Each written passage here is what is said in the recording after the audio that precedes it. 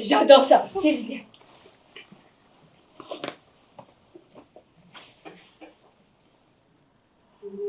Que penses-tu? Oh, c'est très joli, tu dois l'acheter. J'ai pas d'argent. Voilà. Ouvre le sac. Qu'est-ce que tu fais? Je le prends. Mais tu n'as pas l'argent. Whatever. Je suis comme monter au TTC sans payer. Mais c'est pas la même chose. C'est pas comme si je vais avoir un dossier judiciaire pour ça. Est-ce que tu veux vraiment risquer tout ça juste pour une jaquette? Eh ben, Eh bien, qu'est-ce qui va se passer si tu attrapes avant que tu partes au magasin? Qu'est-ce que tu vas faire? c'est quoi? On revient demain avec de l'argent? D'accord. Allons-y. La plupart des gens ne le savent pas, mais il y a une différence entre les types d'infractions. Les infractions telles que l'excès de vitesse, le stationnement non autorisé, ne sont pas des infractions selon le code criminel et dans la plupart du cas, vous ne pouvez pas avoir de casier criminel.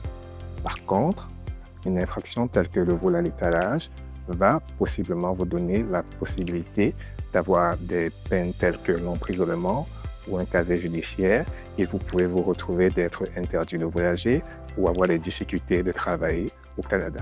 Le vol à l'étalage n'a pas une définition claire dans le code criminel, mais il s'agit d'un vol de marchandises auprès d'un commerçant ou d'une épicerie qui est réglementé par l'article 322 du code criminel.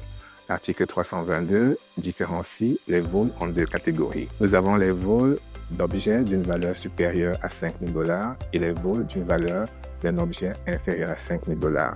Dans le cas des vols à l'étalage, dans la plupart du cas, ça tombe dans la catégorie de vol d'objets de moins de 5 000 $. Il y a une question que la plupart des jeunes se posent. Est-ce que si je me fais arrêter à l'intérieur d'un magasin, même avant d'être sorti avec l'objet, est-ce que je peux être détenu ou arrêté? Dans la plupart du cas, vous ne serez pas arrêté ou détenu si vous êtes encore à l'intérieur du magasin. Mais cependant, si vous franchissez les portes du magasin avec l'objet, il se pourrait que l'agent de sécurité ou un personnel vous détienne et appelle la police pour vous arrêter. Dans ce cas de figure, vous pourrez être poursuivi, soit pour une infraction sommaire ou bien pour un acte criminel, dépendamment de l'objet, de la valeur de l'objet que vous avez volé. Et aussi, même si vous ne vous faites pas détenir à ce moment-là, il se pourrait que l'on vise des vidéos qui vont montrer que vous avez bel et bien fait du vol à l'étalage et vous pourrez être arrêté par la suite et avoir un casier criminel.